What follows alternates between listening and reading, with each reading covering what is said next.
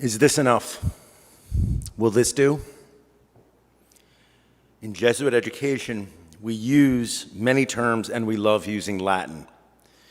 Cura personalis, ad maiorem Dei gloriam.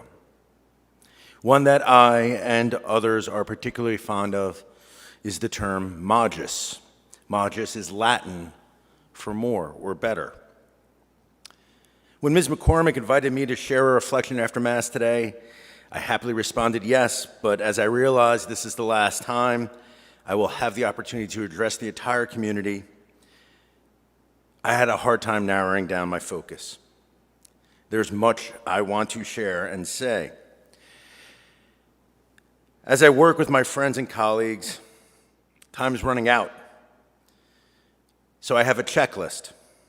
There are projects I want to see through to a particular point. I want to help with hiring of any departing teachers and staff in the community and see how I can support those efforts. I want to witness the start of the new athletic facility, and I want to walk through St. Ignatius Hall as it nears completion. I want to enjoy the company of my colleagues and be witness to you, the students, put a remarkable year to rest. And that's just here on campus. There are friends to see, restaurants at which to eat, sites to visit, and adventures to pursue before I leave the greater Baltimore area in a few weeks after nearly 3 decades. It's quite a checklist. In fact, it could be overwhelming. So the easiest thing for me to do is to approach it exactly that way. Project done, check. Lunch with a friend, check. Museum visited, check. So why do I bring this up, and what does it have to do with you? To start with, we all have lists to complete, and wouldn't it be easier if we just viewed them as a series of tasks? Today, I want to invite you to take a different consideration, which brings us back to magis.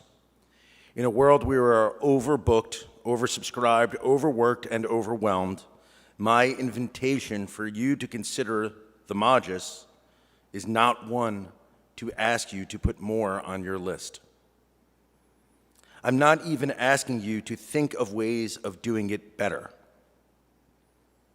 I'm inviting you to consider, in a prayerful way, a different approach to what you do. This is not a call to consider quantity, but to consider the quality of our motivations and our executions. Before I leave, I can see a certain number of friends and visit several meaningful places, but have I made up my mind about how I will be present? Will I choose to be fully engaged and not worried about the next thing on my list? Have I chosen to be completely attentive to what is at hand? Will I take the time to reflect on that experience to appreciate what I have? Will I go deeper? Each of us is embarking on a transition. Seniors, you're looking to what is next. Most of the students and teachers are getting through final projects, papers, and tests. And then what? Did you get it done? Or did you make that understanding your own and then grow in curiosity? When you're in the company of your peers, are you just sitting with people, or are you being actively present to those you care about? Juniors, many of you will do service this summer. Are you fulfilling the requirement, or are you sharing in the experiences of your fellow brothers and sisters and building empathy and understanding? The difference between either of these is not a question of more time or even more energy. In fact, it all looks dangerously identical. But how you decide to approach it will determine how it impacts you and informs your actions going forward. That's the magis. Mr. McCall recently said to me, the opposite of magis isn't less or worse, it is enough. Again, this is not because we need to have more commitments to fill up more time. It is a call for us to intentionally consider the depth to which we engage our lives and for what reasons. So as we end the school year and prepare for the next, there's a long list for us as a community to come back together. We certainly need to take down some signs, maybe move some desks around and refill the sanitizer, but those are the easy parts. We need to remind ourselves what we care about, how we show that, why we choose to do so, and how we have been impacted by all that has come before us.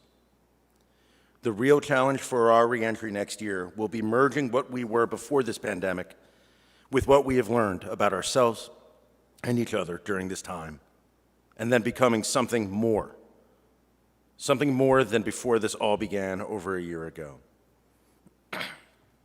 The same is true for political discourse, our understanding of what it means to be a citizen in both the digital and physical world, and perhaps most importantly, how we share in a common humanity with all races, cultures, faiths, genders, and orientations. As I move to keeping an eye on 500 Chestnut Avenue from afar, my hope and my challenge, my request and my prayer are one and the same. May Loyola Blakefield resist the temptation to say, this is just enough. Lastly, one of my choices for how I am proceeding as I wrap up my time at Loyola Blakefield is gratitude. I cannot let this chance to share my thanks with the larger community slip by. Even in our darkest days over the last 7 years, I couldn't be more grateful for being a member of this community. There are new relationships that I have formed here that will last a lifetime, and there has been a reaffirming of long-standing relationships, some that go back over 3 decades, that have been made even stronger because of our shared experiences at Loyola. Each one of you, every student who has walked the halls during my time here, and every colleague with whom I have worked, has given me joy and given my family and me a home. For that, I'm deeply grateful, and will be for all my days. So continue to care for one another.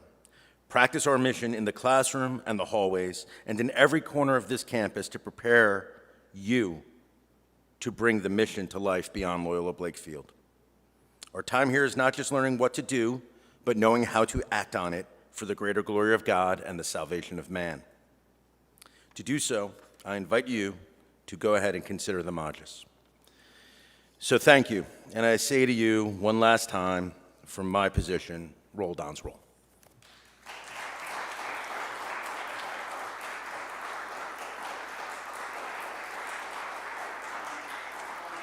John, sorry.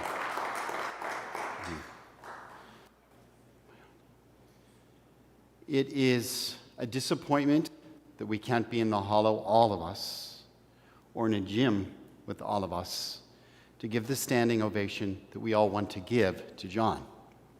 And so he speaks of gratitude and speaks of care for us. And we speak of gratitude and care received. So check. It has been as a true servant of God and has been an extraordinary experience for all of us. And so I get to give great gratitude for all of us here, for all that you've done. Know that you will not be forgotten. Your impact has been significant on all of us, and we share that same hope, that same love, and that joy. And we commission you to go forward to Philadelphia and to be a Hawk. Thanks, John. Thank you.